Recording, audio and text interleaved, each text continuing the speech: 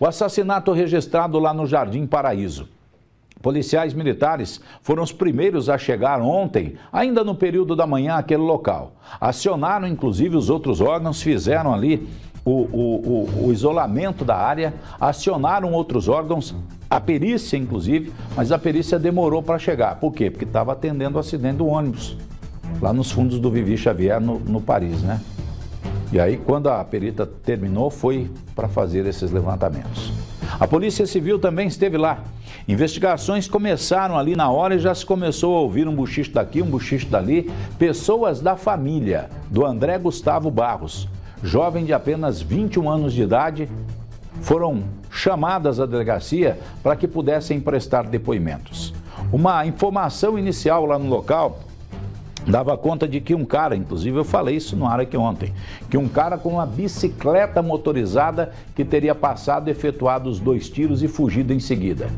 A polícia está descartando essa hipótese. Parece que o cara da bicicleta passou por lá mesmo, mas ele não tem nada a ver com assassinato.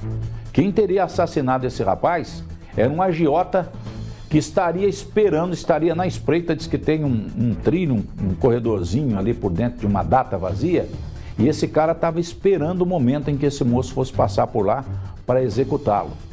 Na delegacia de polícia, nós conversamos inclusive com familiares deste rapaz para sabermos mais a respeito da execução dele. O que os familiares conseguiram levantar, o que os familiares conseguiram saber no entorno. Uma tia falou conosco, só me pediu para não mostrar o rosto dela.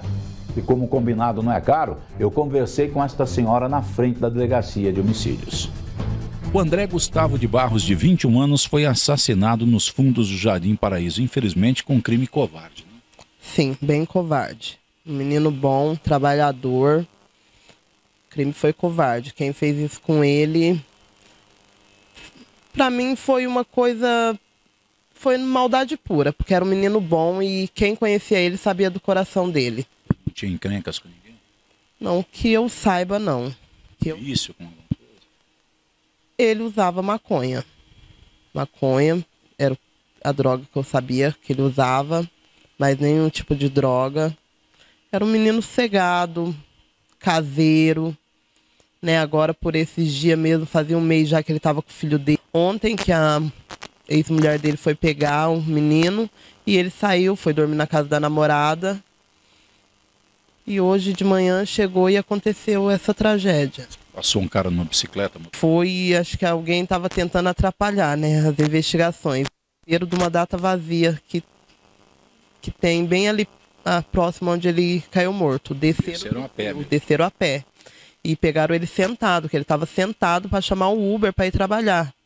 Estava ali pegando internet ali, acho que da distribuidora. E pegaram ele covardemente. Ele foi certeiro. Certeiro. Não foram para dar recado? Pra deixar... Não, foram para matar. Eles tinham que ter alguma coisa a mais com ele, não tinha? Sim, então. É que nem, né, a gente... Ele estava sofrendo algumas ameaças por conta de agiota, que a gente sabe. Tinha dívida com alguém? Tinha dívida, só que a gente da família, a gente não sabe as amizades dele. Ele chegava do serviço, minha mãe perguntava... Tá tudo bem, tá tudo bem. Ele não levava problema para minha mãe, porque até então minha mãe tem 72 anos e ele nunca levou problema assim para ela. E a gente não sabia muito. Ele era um menino bom. Droga vocês descartam, vocês acham que pode ser esse lado do agiota? Droga não, a gente descarta. Mas dívida mesmo, com agiota, dívida de motinha que ele andava comprando, essas coisinhas, mas droga não. A Polícia Civil está investigando o assassinato do André Gustavo Barros, de apenas 21 anos de idade. 2 tiros na cabeça? Exato. Ele, ao que parece, ele pernoitou na casa da namorada, postou na rede social uma ou outra foto dizendo que retornaria para a residência e o fez, perto das 8h30, 9 horas da manhã. Teve acesso ao celular do irmão e saiu. Ele ia entrar em contato com um aplicativo do Uber para se deslocar até o trabalho e acabou sendo alvejado por 2 disparos. No local, pelo orifício de entrada ali na região frontal, a gente imagina que ele estava sentado e provavelmente o autor o surpreendeu e efetuou esses 2 disparos. Há quem diga preliminarmente que o autor estava de espreita. Ele saiu de um dos terrenos baldios, percebeu quando a vítima passou e efetuou o disparo, impossibilitando assim uma defesa da parte do André. Também em relação à motivação, há quem diga que o André devia, questão ligada à agiotagem. Não se sabe se é agiotagem ou uma dívida pontual que ele tinha, e ele já tinha sido cobrado pelo menos 3 vezes. Esse suspeito foi até a residência familiar, já agrediu, intimidou a vítima perante boa parte dos familiares, e numa dessas ocasiões, dessa intimidação, se diz que ele estava inclusive armado, estava de posse de uma arma de fogo.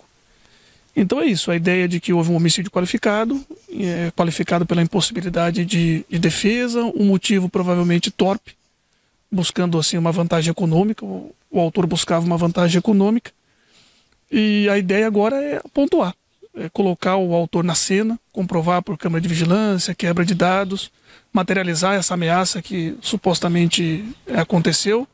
E é isso. Por hora, são os elementos que a gente está colhendo. Esse cara que foi lá na casa ameaçar é o principal suspeito? É a linha. Porque até a família diz que, como ele era um toxicômano, usuário compulsivo de droga, ele acabava tendo dívidas com várias pessoas. Mas, assim, a pessoa... Essas dívidas para pagar drogas. Para pagar. Mas, assim, esse suspeito é quem foi mais lesivo, que teve uma conduta mais gravosa, que compareceu à residência rotineiramente. Bateu, ameaçou. Bateu, telefonou para a família, conversou com o familiar dizendo que ia matá-lo. Inclusive, numa das falas dele, ele disse que ia estourar a cabeça do ofendido. E foi exatamente o que aconteceu. Os disparos na região frontal. Teve uma história lá de que um cara passou com uma bicicleta motorizada e deu os tiros. Você conhece? Eu ouvi também ali dos moradores, mas me parece que foi uma coincidência. O autor estava a pé mesmo, aguardando a chegada da vítima, a passada dela pelo logrador até o final, e coincidentemente passou alguém ali com uma bicicleta motorizada, mas não foi o autor do disparo. Até hoje que a gente está apurando, não é ele, o autor. Linha principal de investigação, execução por conta dessa dívida. Exato, é o que a gente imagina, essa cobrança antecipada, oriunda de uma dívida que a vítima tinha com o autor, um valor irrisório. Ele já tinha feito alguns pagamentos, inclusive apanhou por causa disso, pelos atrasos, e o autor avisou que ia dar cabo da vida dele, e me parece que fez.